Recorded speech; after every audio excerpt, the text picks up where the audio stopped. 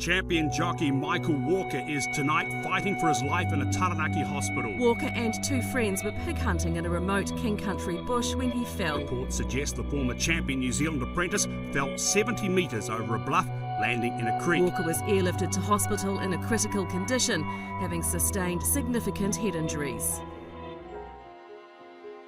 Stuff that I've been through, May the 19th, 2008.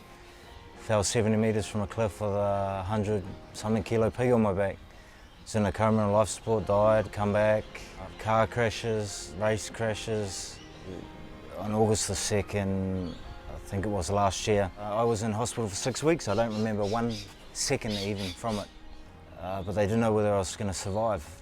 I was having epileptic fits. Mate, I've had 11 hip operations, a hip replacement, back surgery, thumbs, more brain things. I've had that many surgeries, it's not funny.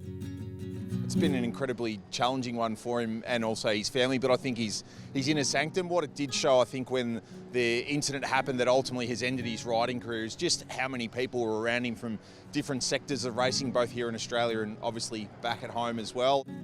Like if you broke your leg, Aidan, they're going to say to you, 2 months, mate, 8 weeks, you're going to be back. With the brain, no one can tell you the time. So I got really frustrated with people saying, giving it time, well, we go, how much time? They go, oh, you don't know with time. So even, that's where I put him on the spot. My psychologist, he's actually grew up in New Zealand. And I said to him, bro, tell me the absolute truth. And he goes, man, you're working at 60%. He goes, I've got all your CTs, all your scans, everything here. The main part of your brain you need, you've hammered it all 5 times and it's damaged. He said, you're working at 60%, but he goes, I'm not gonna lie to you, man, you might get to 70. He goes, I'm not gonna sit here and tell you, give it time, you might get 100, because I can tell you now, that ain't gonna happen. So I walk out of that, with my shoulders back, head out, held high, thinking this is amazing, because I now know in my life what I've got to deal with and how I can manage things, not sitting there going, oh, how much time, There's certainly the future looks like you're making a great fist of your broadcasting with racing.com.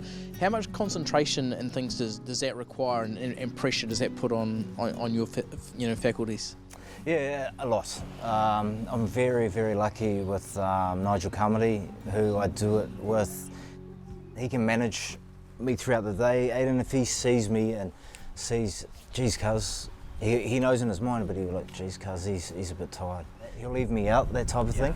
So he's really good at managing me that way. With him is just about how he balances his time and his energy levels on race day. But that said, he hasn't missed a beat on his return this spring. So I think his 60 or 70% might be most other people's 150.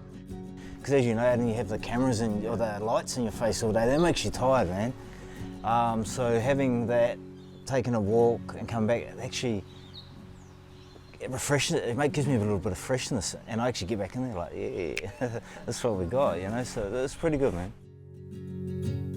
He's such an effervescent character, and that does also add a layer of energy and enthusiasm to our broadcast that, when you think about it, when you're on air for sometimes 7 or 8 hours a day, you need that from time to time, and here's that sort of little shot of adrenaline at times you need, but again, that balance of really good in-depth analysis where he's able to explain the how and why of what's happened is outstanding.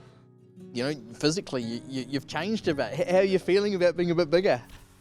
I feel good, Lauren doesn't. She met me when I was skinny, scrawny guy, so she's like, I want that back, because now I've got my fat booty and this tummy. If I was standing small. up, guys used to be like, I'm like 79 kilos now, and see, I'm not doing everything overboard, I'm just living like a normal person, so I'm that weight. Give me another year, we'll meet up for a beer, cuz, and I'll be like, hey, let's go for a pie, man. Yeah. But how are you doing now? Yeah, I'm doing okay. I've had 2 sessions today, an OT, neuro physician, done them today, so I'm a little bit tired now. I had a sleep in between them, because if I don't have that sleep, Aidan, you get here, I'd seriously be looking at you like I wouldn't even know who you are, type of thing. My brain just goes for a holiday. So because you came back too soon, in your words, do you think that could have long-term repercussions for you? Yeah, since May the 19th, 2008, Aidan, I've never the same rider. never the same rider. I used to be able to close my eyes and gaps I knew were going to open. I'd open my eyes and they were there. You know that, bro. Yeah. You of all people can agree with me, you know. I went through this with you. Yeah. You know, I could close my eyes knowing that something was going to happen, and it happened. Yeah.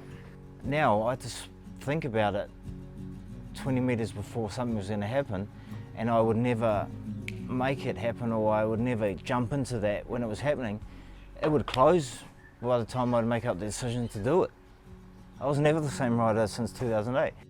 Look, he survived, so that in itself was, I think, a win and a real relief. But then now that he's been able to come back and join the Racing.com team and hopefully can forge a path doing other things is heartening. And I think it's a good example to other riders that there is life after the saddle. As much as he'd still love to be doing it, I know that's the case, he's found purpose in what he's doing with us. Even though they've said I can't ride again, in my mind I want to.